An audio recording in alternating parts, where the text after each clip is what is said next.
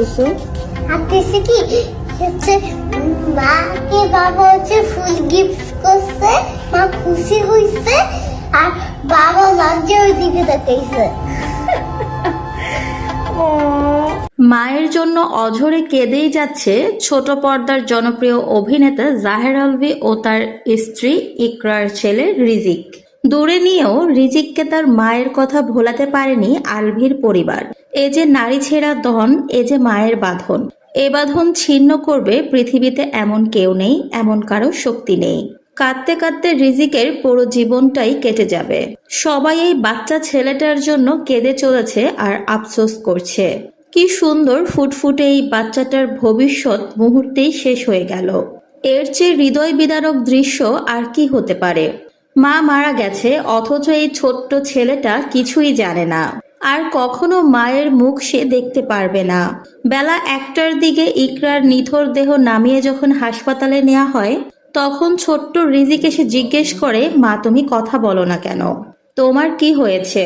তখন থেকেই রিজিক কান্না শুরু করে। পুরো একটা দিন চলে গেছে, তাও সে মায়ের দেখা পায়নি। আলভীর পরিবারের সবাই রিজিককে দূরে নিয়ে গেছে, শেষবার মায়ের মুখ দেখাবে না। কিন্তু নারী ছেঁড়া ধন, এ যে মায়ের বাঁধন। এ বাঁধন চাইলেই কি ছিন্ন করা যায়? রিজিক এখন শুধুই কাঁদছে আর মাকে দেখতে চাচ্ছে। কোনো কিছু দিয়েই তাকে ভোলানো যাচ্ছে না।